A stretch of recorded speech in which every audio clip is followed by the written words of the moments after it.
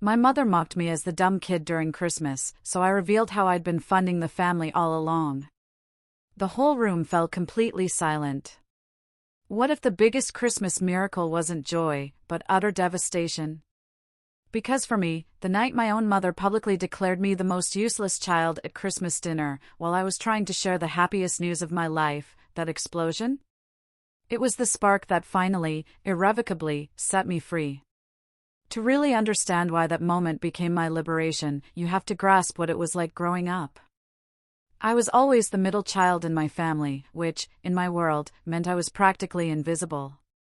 My older brother, Lucas, was the golden boy.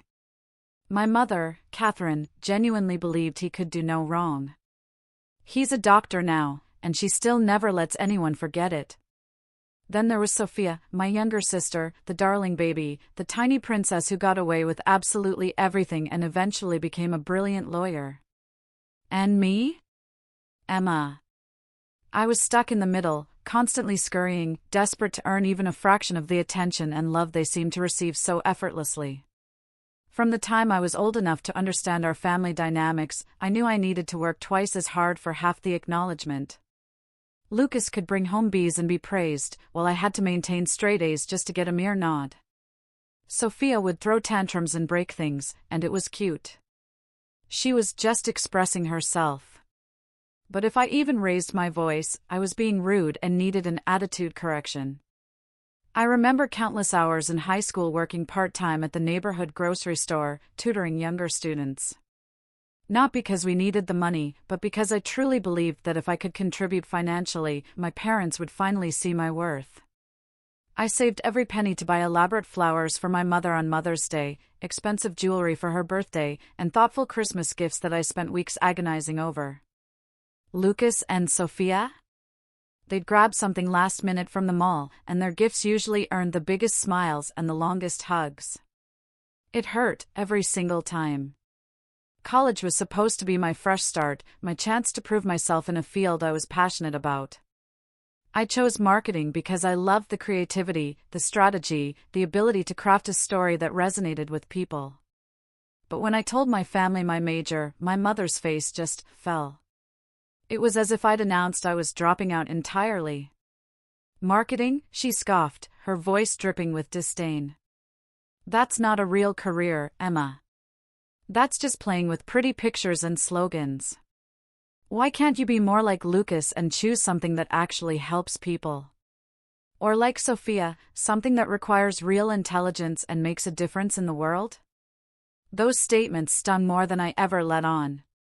But I persevered, graduated with honors, and landed my first job at a small marketing agency downtown. I worked my way up, taking on extra projects, staying late, coming in early, proving myself time and again. Every modest accomplishment, every client I acquired, every successful campaign, I'd call home, bursting with pride to share the news. The calls always ended the same way. That's nice, dear.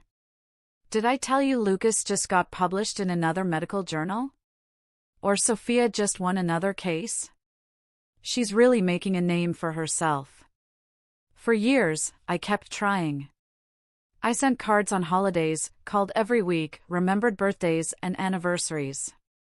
When I was 28, my parents moved into their new house, and I spent the entire vacation painting walls and arranging boxes. My siblings were too busy with their vital occupations to help. I dog-sat their German Shepherd anytime they left town, even though I'm allergic, spending entire weekends sneezing and taking antihistamines. When my father, Edward, underwent emergency gallbladder surgery this spring, I took time off work to drive him to appointments and sat with my mother in the waiting room for 5 hours. Lucas was in surgery that day, while Sophia was in court. But I was the one who got admonished later about how I should have called them more regularly for updates. The worst part wasn't even the absence of recognition. It was the constant, insidious comparison. Every conversation eventually drifted back to how much more prosperous, gorgeous, and accomplished my siblings were. Family dinners became endurance tests, as I sat there listening to endless adoration for accomplishments that, while not much more amazing than my own, were celebrated like Nobel Prizes because they came from the golden children. But this past fall, things in my life finally began to click. James and I had been dating for 3 years when he proposed on a weekend mountain getaway in October. The ring was simple and beautiful.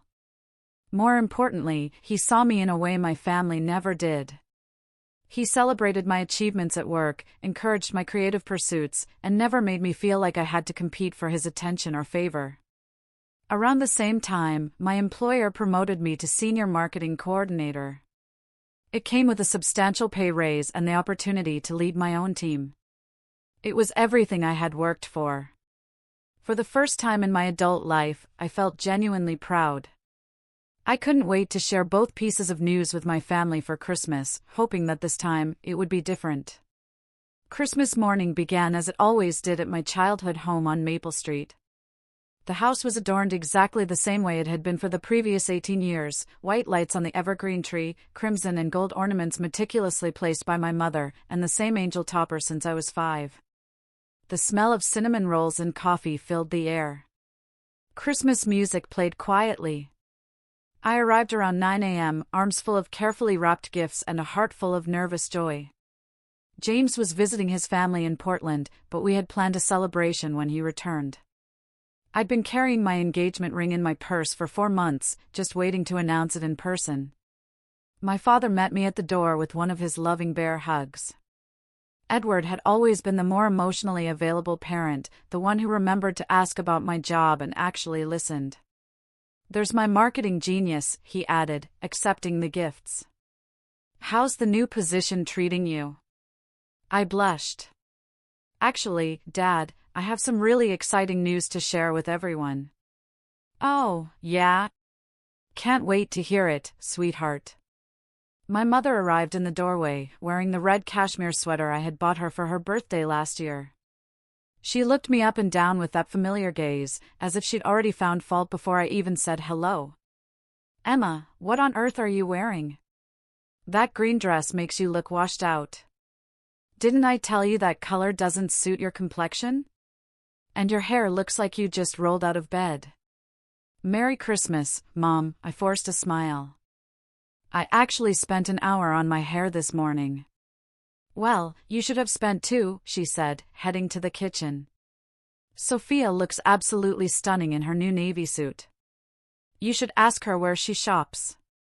My sister Sophia was already in the living room, looking impeccable in a fitted navy dress that likely cost more than my monthly rent.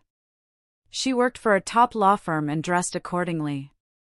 Lucas sat on the couch, wearing his fancy watch and fashionable sweater, scrolling through his phone, probably checking for messages from the hospital. "Look who finally decided to show up," Sophia said, smirking. "We've been waiting to start presents." "I'm literally 6 minutes late because I stopped to get gas," I said, but no one seemed to listen. The gift exchange went precisely as I'd imagined. Lucas gave everyone gift cards he had definitely purchased at the last minute, but they were pricey, from high-end businesses. So, Mom gushed about how kind and generous he was. Sophia had purchased our parents a weekend getaway to a posh spa resort, earning her 20 minutes of applause and enthusiastic planning chats. I'd spent weeks selecting personalized gifts for everyone, a vintage medical textbook related to Lucas's specialty, a beautiful leather briefcase with Sophia's initials engraved, and a custom photo album for my parents, filled with family photos from the previous decade that I'd digitized and printed myself. "Oh, how nice," my mother commented swiftly, flipping through the album. "This must have taken you some time." "I spent about 50 hours on it," I admitted. I had to scan all the old photos and restore some damaged ones, then design the layouts. "That's sweet, dear." She paused, then turned to Lucas. "Lucas, show everyone that new watch your colleague gave you." And with that, the topic moved on. My father squeezed my shoulder and whispered, "This is lovely, Emma." "Thank you." But the moment had already passed. As the morning evolved into afternoon, more family members arrived: Aunt Clara, Uncle Frank, cousins Lily and Edward Jr., and my grandmother Margaret. The house was full of laughter and discussion, and I found myself drawn to the kitchen, assisting my mother with dinner preparations, as I always had. "The turkey needs to come out in 20 minutes, she said, her gaze fixed on the potato she was mashing. And someone needs to set the table. Where's Sophia? She's in the living room talking to Grandma Margaret. Well, she shouldn't have to worry about kitchen work. She works so hard during the week. I bit my tongue. I work just as hard, yet it never seemed to affect these computations. As dinner time neared, my anxieties grew. I had intended to make my revelation during dessert, when everyone would be relaxed and in high spirits. I kept caressing the ring box in my purse, reminding myself that this was exciting, happy news that should unite families. But when I saw my mother's face light up whenever Lucas recounted his latest case or Sophia mentioned her recent court victory, I began to wonder if I was setting myself up for disappointment yet again. Dinner was served at 3 p.m. sharp, exactly like every Christmas since I could remember. The dining room table was set with my mother's finest china, the same pattern she had used for special occasions since I was a child. Grandma Margaret sat at one end, my father at the other, and the rest of us filled in the gaps, following an unspoken order that always placed me between my youngest cousin and the vacant chair where my grandfather used to sit. The conversation revolved smoothly around themes I'd heard 100 times before: Lucas's new, developing medical practice, Sophia's recent elevation to junior partner, and my cousin Lily's wedding plans. I contributed when asked, laughed at Uncle Frank's awful jokes, and complimented Aunt Clara's new haircut, all while waiting for the appropriate time to reveal my own news.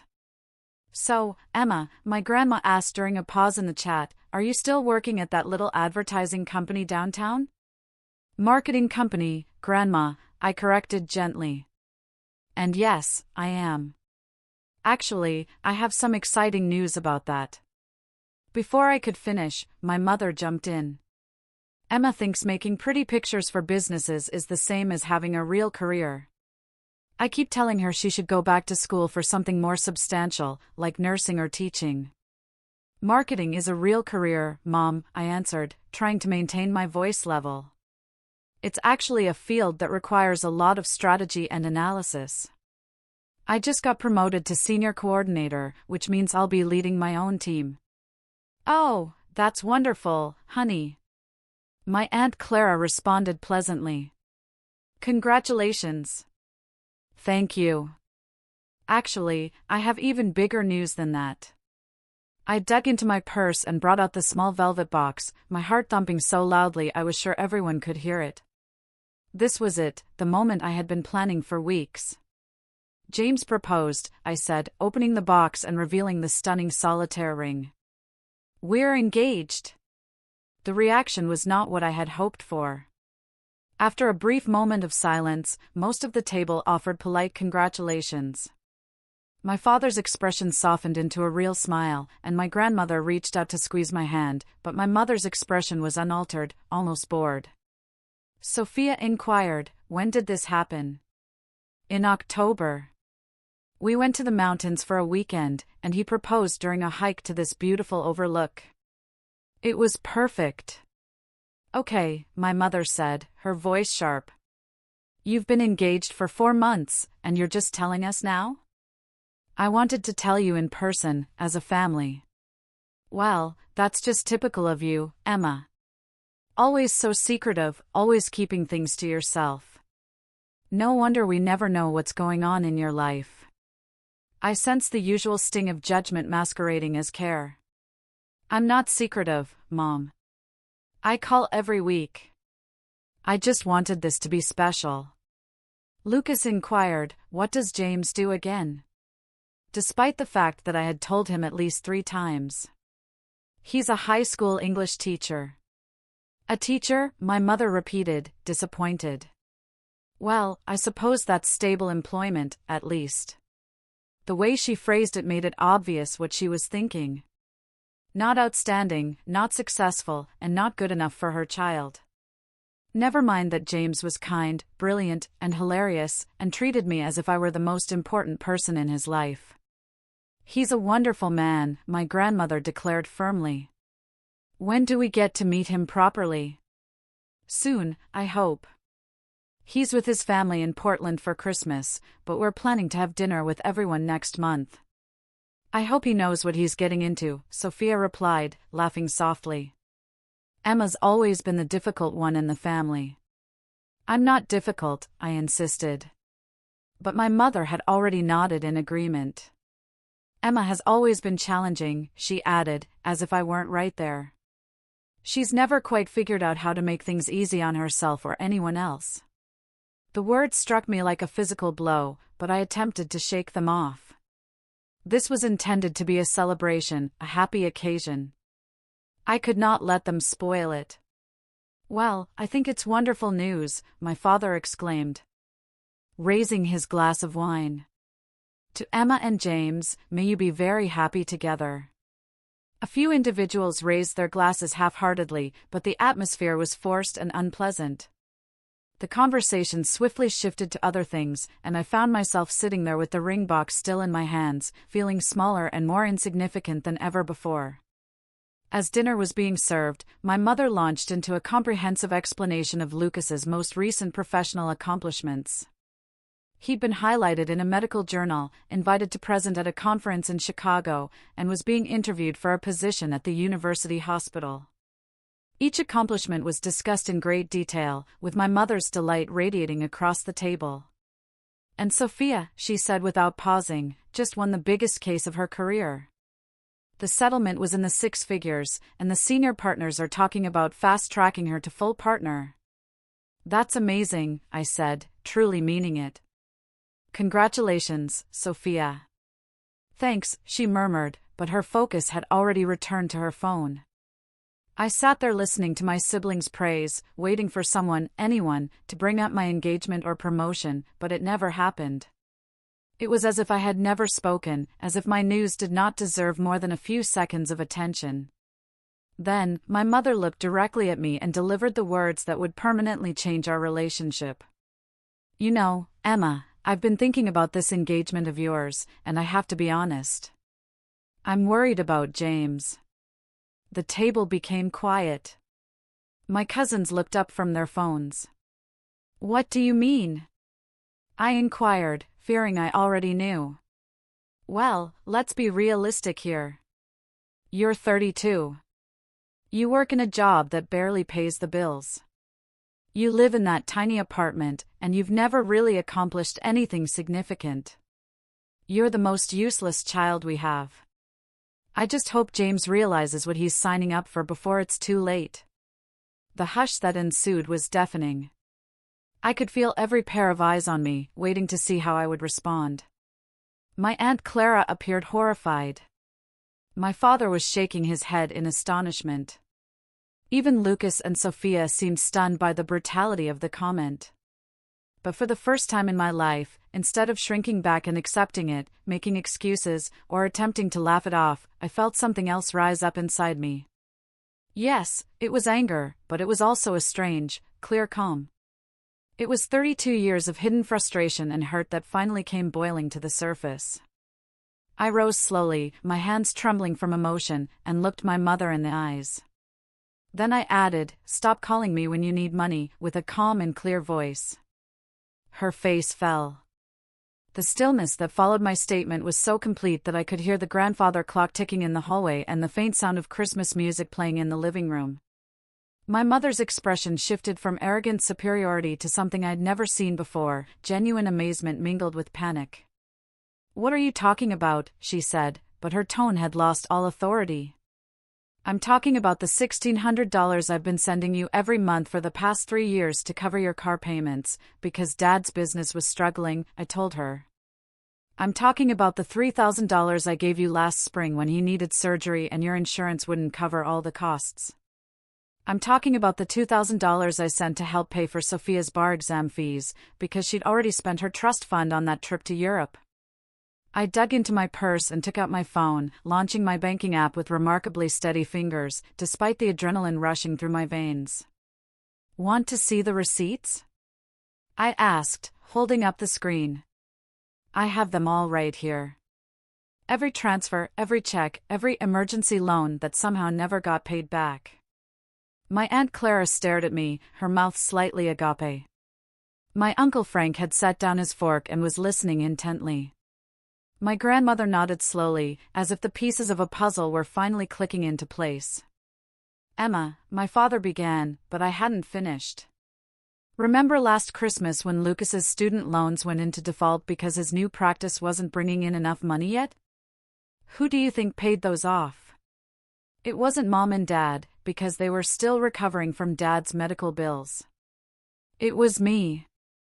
For $1,000 that I'd been saving for a down payment on a house. Lucas's face had turned pale.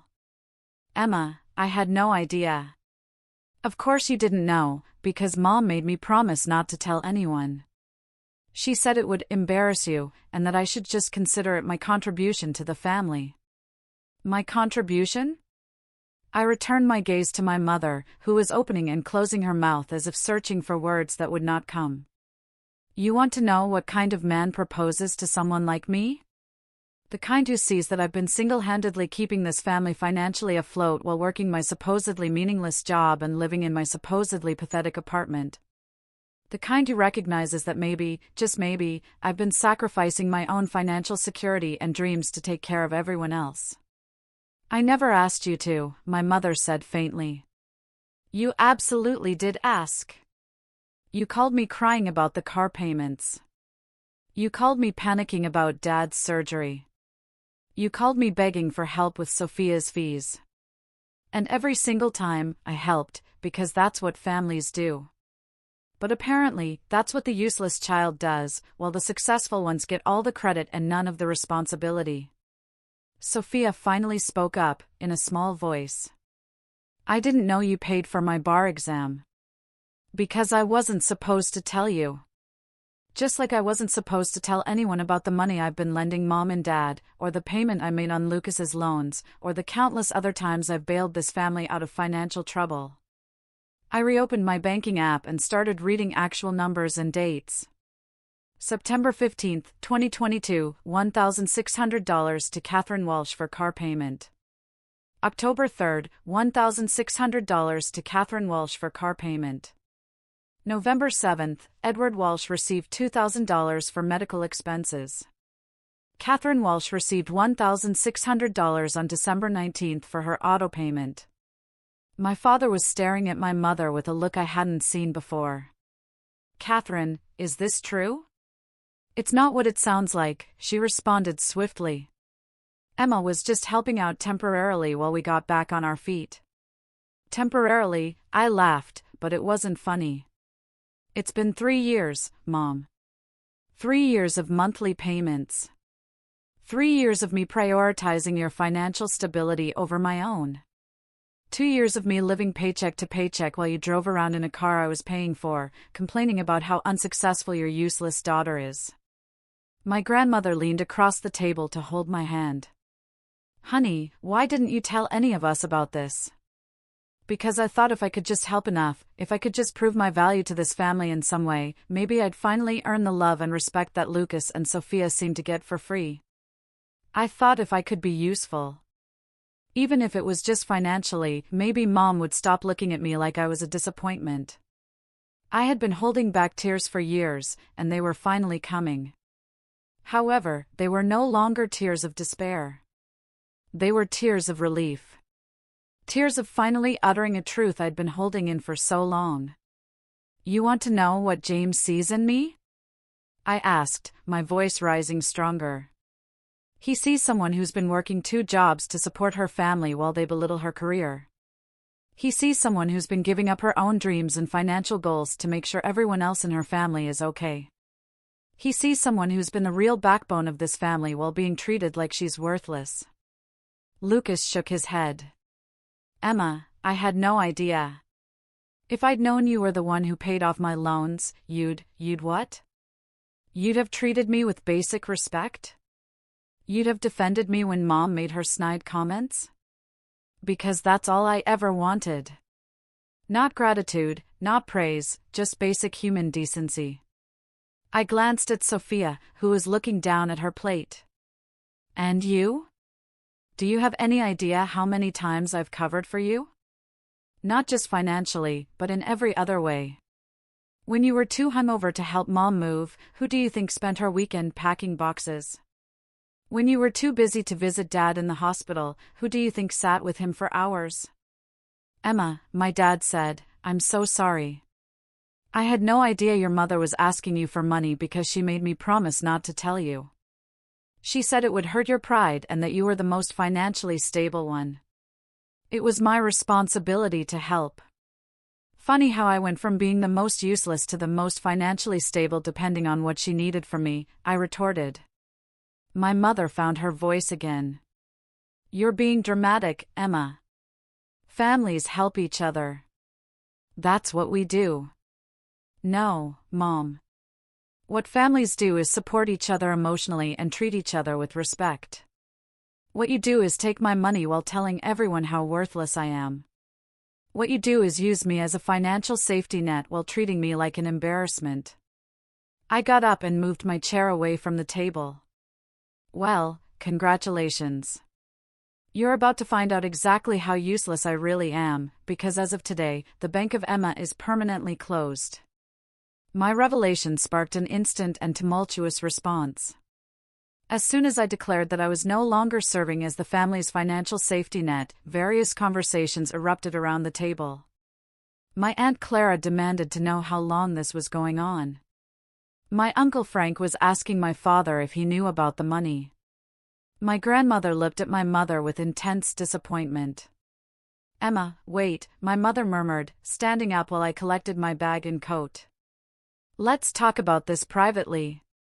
Our family business. I returned my gaze to her. You mean the family business where you humiliate me in front of these same people every chance you get? The family business where you announce to everyone that I'm the most useless child you have? I think they're entitled to know the truth about how this family really operates. You're being vindictive, she said, her voice quivering.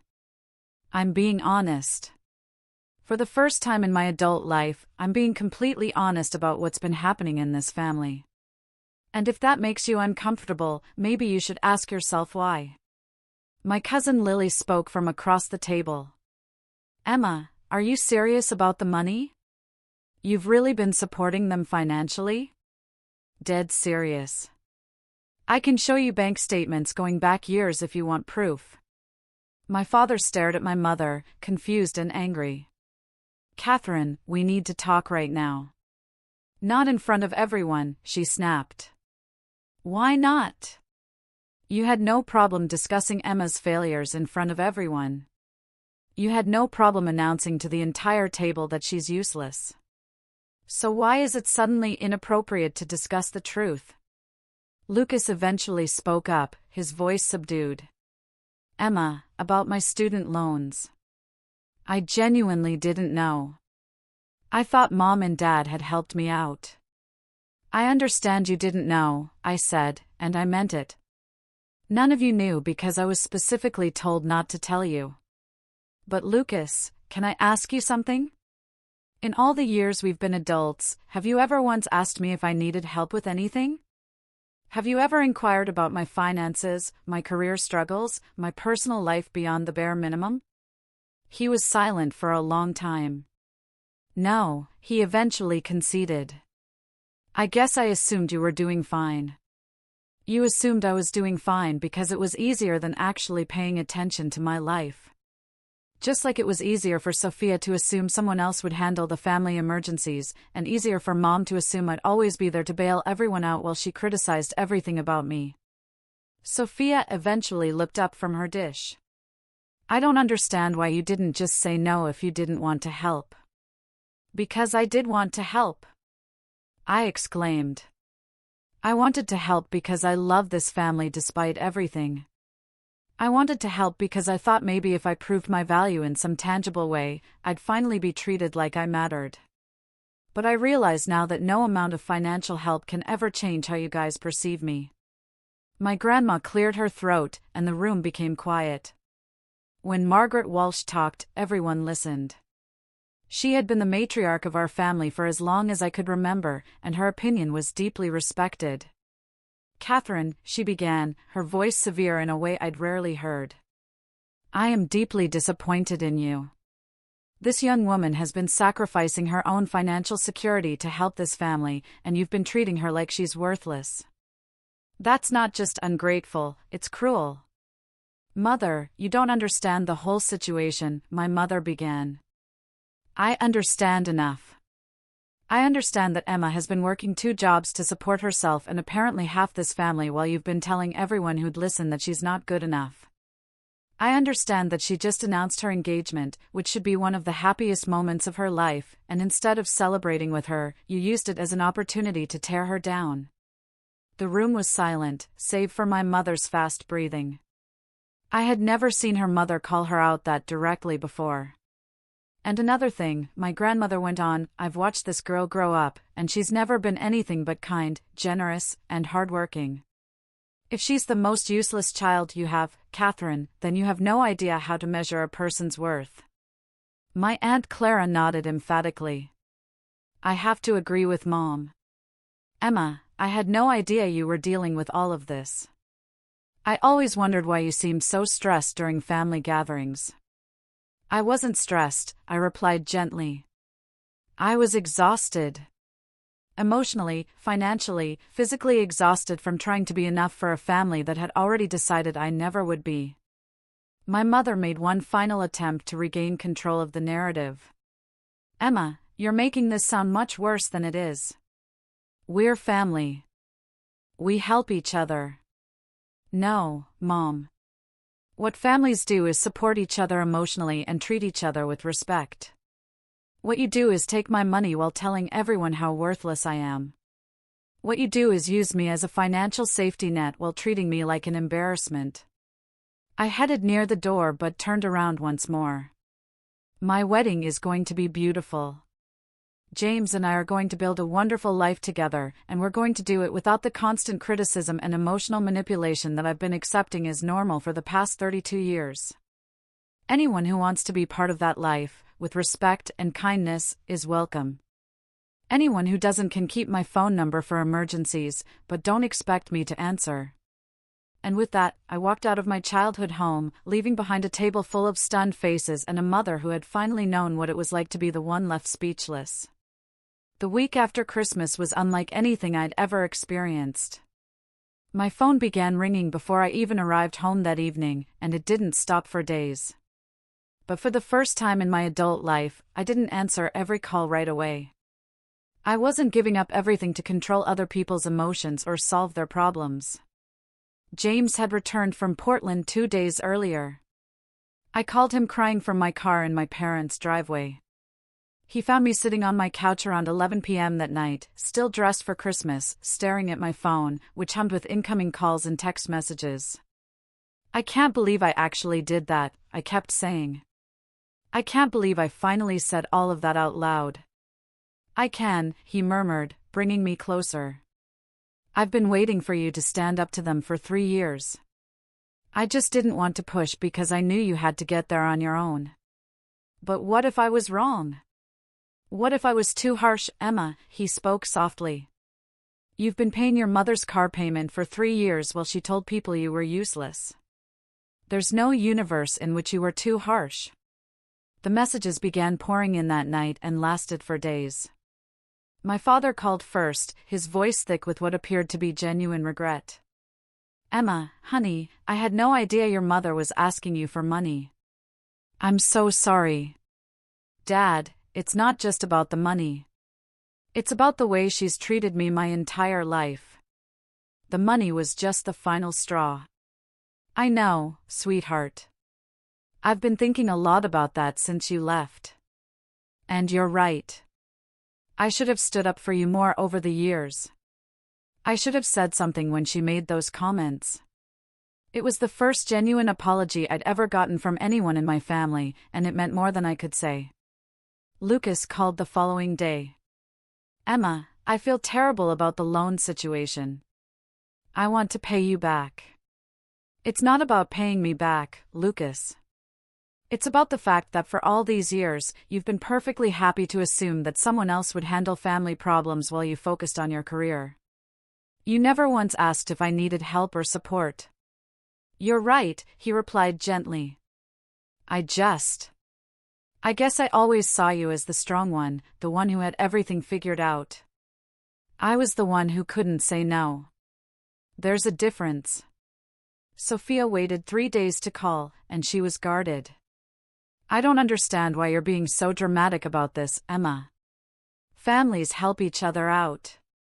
It's not like anyone forced you to give us money. Sophia, do you remember what you said to me at dinner? You said I was the difficult one in the family. Do you have any idea how that felt coming right after Mom called me useless? I was just joking around. It wasn't a joke to me. It never is. Do you realize that between you and Lucas, I can't remember the last time either of you said something genuinely kind about me? The last time you supported me or celebrated something good happening in my life? She was silent for a long time. I guess I never thought about it that way. That's the problem. None of you think about it. You take my support for granted while treating me like I'm the burden. My mother, understandably, was the most insistent. She made 6 calls on December 28th alone, leaving more frantic voicemails. Emma, this is ridiculous. Call me back so we can discuss this like adults. Emma, you're being incredibly selfish. Your father is upset, and this is affecting the whole family. Emma, I don't know what's gotten into you, but this attitude needs to stop. We're your family. On December 28th, she took a different strategy. Emma, honey, I think I may have spoken too harshly at dinner. Maybe we can work something out about the money situation. But it wasn't until December 30th that she called and spoke the words I'd been waiting 32 years for. Emma, I was wrong. I'm sorry. I almost didn't answer the phone. I'd been screening her calls for days, and James had been encouraging me to take my time before responding, but something about the 10th ring compelled me to pick up. Hello, Mom. Emma, thank God. Please don't hang up. I need to talk to you. I'm listening. Your father and I have been talking, and I think I owe you an apology. A real one. I waited. What I said at dinner was unforgivable. You're not useless. You're the opposite of useless. You've been. God, Emma.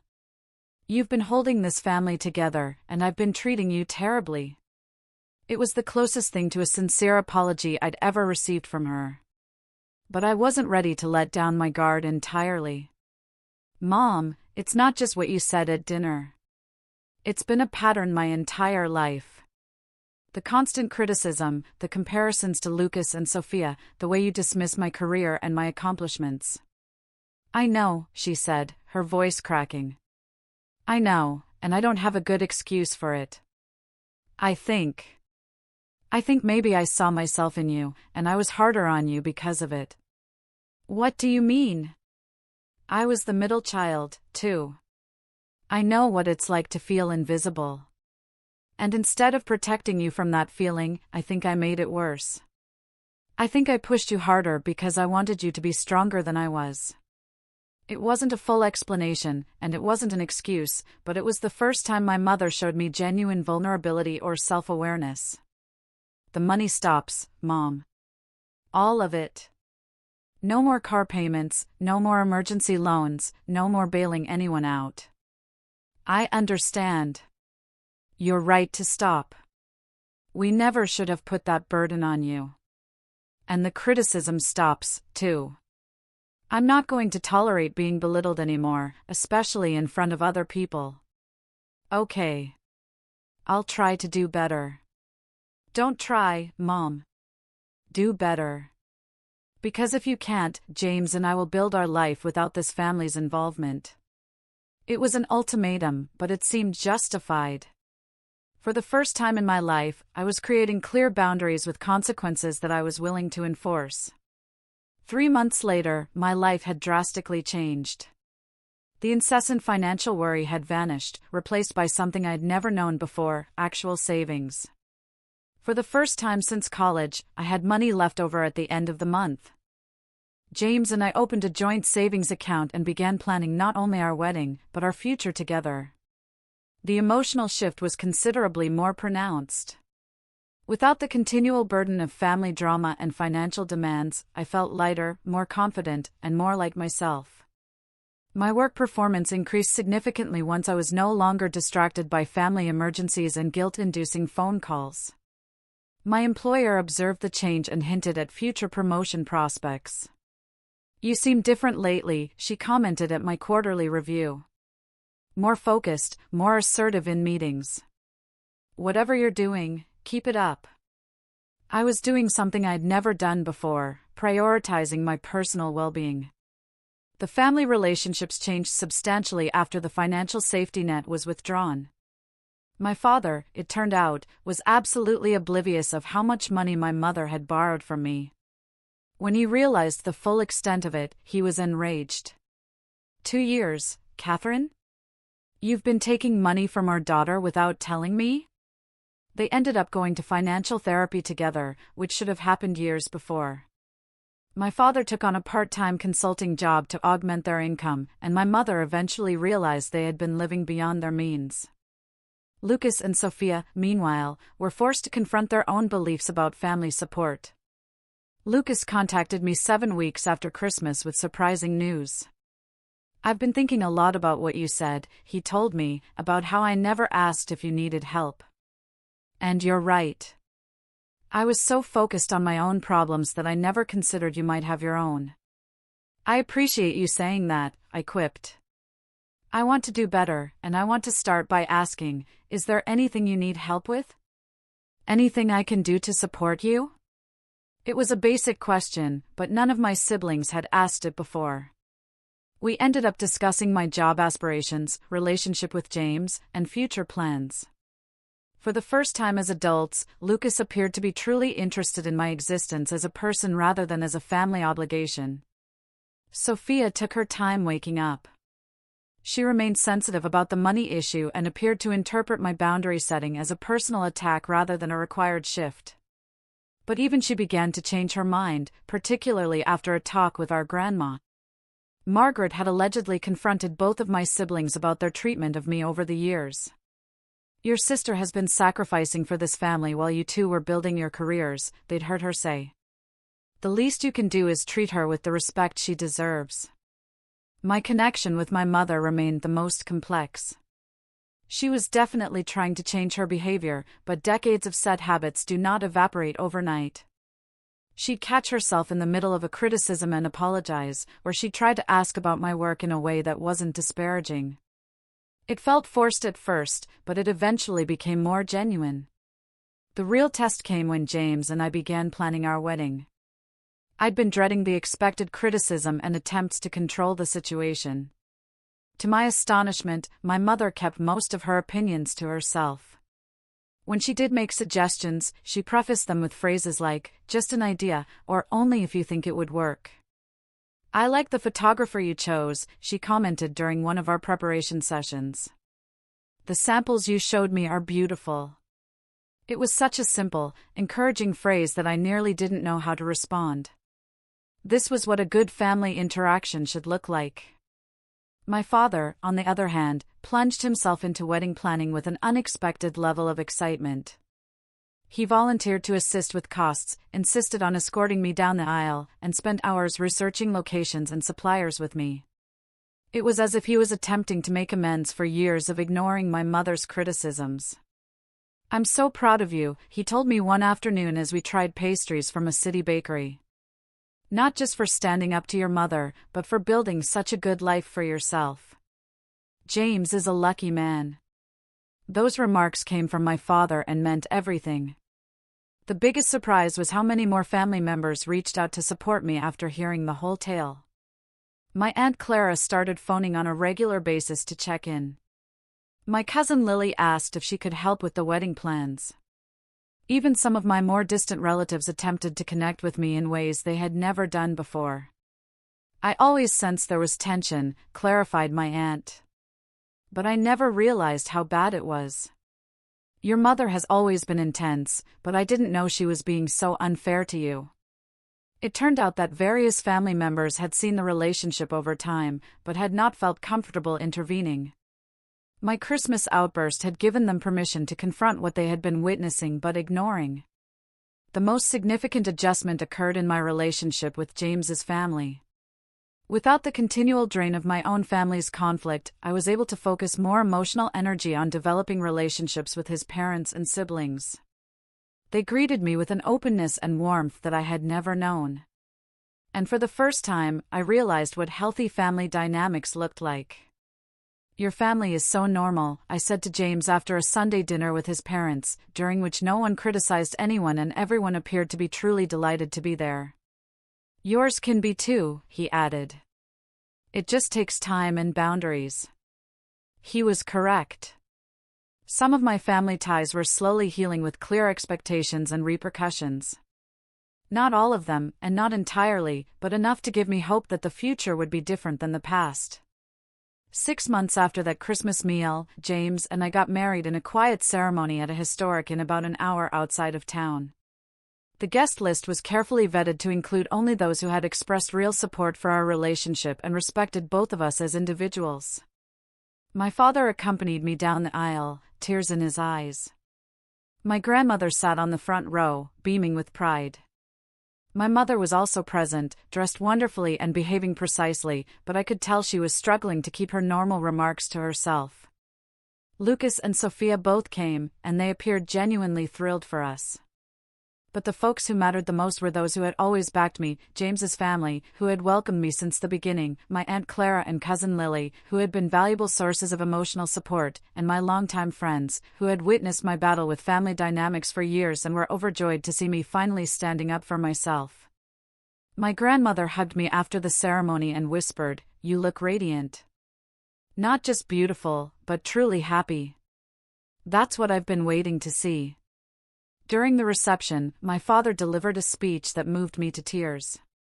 "Emma has always been the heart of our family," he told everyone, even when we didn't appreciate her properly. "She's kind, generous, hardworking, and loyal to a fault. James, you're not just marrying a wonderful woman.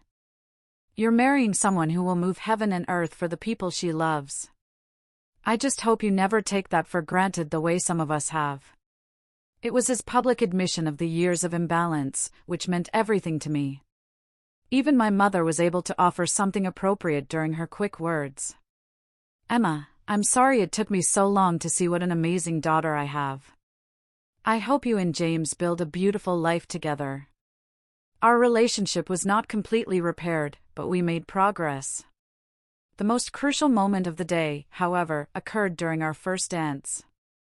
As James and I swayed to music in front of everyone who truly cared about us, I realized I was experiencing something I'd never felt before at a family gathering: total, genuine happiness. "No regrets," James whispered into my ear. "None," I replied, and I meant it totally. The months that followed were revelatory. Marriage to James exceeded my expectations. We bought a house together with the money I'd saved since I quit financing my family's lifestyle. We traveled. We entertained our friends. We created our own traditions. My career grew in ways I never believed imaginable. Without the continual emotional drain of family conflict, I had more energy to devote to my profession than I had ever had before.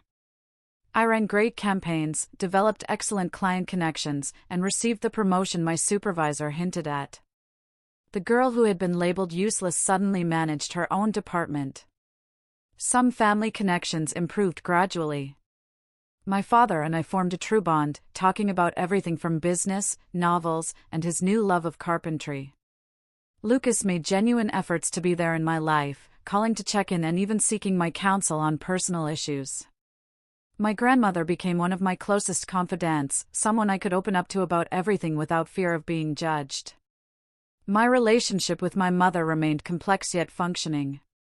She still struggled with her tendency to criticize, but she caught herself more frequently and made genuine attempts to be supportive. When I told her I was thinking about going back to school for an MBA, she surprised me by saying, "That sounds like a wonderful opportunity. You'd be excellent at it."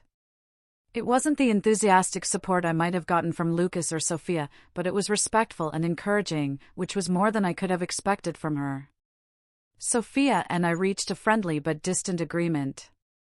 We were courteous at family gatherings and exchanged pleasantries, but we never formed the close friendship I wished for. That was fine, though. I'd learned that not all family connections can be repaired, and that's not always a sign of personal failure. The most fundamental transformation occurred internally. For the first time in my adult life, I wasn't always looking for approval or proving my value. I knew who I was, what I'd accomplished, and how I contributed to my relationships. James's love and respect taught me what it was like to be valued for who I truly was. And I had come to value myself in the same manner. One evening, nearly a year after our wedding, James and I were eating supper when my phone rang. It was my mother, which was not unusual at the time, but there was something strange about her voice. "Emma, I need to tell you something," she said. "Your father and I were at the grocery store today, and I ran into Mrs. Thompson from down the street. She was asking about you, and I found myself telling her about your promotion and your new house and how proud I am of you. And then I realized I don't think I've ever actually told you that." "Told me what, Mom?" "That I'm proud of you? That I've always been proud of you, even when I was too stubborn or too focused on what I thought success should look like to admit it. You're an incredible woman, Emma. You're kind and strong and successful and generous. And I'm sorry it took me so long to say that out loud. I had been waiting for this conversation my entire life, and it arrived at a moment when I no longer required it to feel whole. However, the fact that it felt sincere rather than desperate added to its importance. "Thank you, Mom," I replied. "That means a lot. I love you, sweetheart. I should have been saying that more often, too. I love you, too." After I hung up, James smiled at me. "How does it feel?" "Good," I said. And I was astonished to learn I had meant it. "It feels really good, but also, I think I would have been okay either way." And it was the true victory. Not that my family had finally learned to respect me, which was amazing. The true accomplishment was that I had learned to respect myself enough to demand better treatment and create a life that did not rely on their approval for happiness. I had discovered that sometimes the most loving thing you can do for yourself and others is to quit supporting bad behavior. I had discovered that financial and emotional independence went hand in hand. Most significantly, I discovered that the family you select can be just as essential as the one you're born into. Surrounding yourself with individuals who recognize your worth does not make you selfish. It makes you whole. The little girl who had spent her life trying to earn love had matured into a woman who understood that she was already deserving of love. That made a huge impact. Have you ever had to set difficult boundaries with family members who took your support for granted? I'd love to hear your stories in the comments below. And if this resonated with you, thank you for listening to my story, and I hope it helps someone else find the courage to speak their truth. Wishing you all the strength to know your worth and the courage to demand the respect you deserve.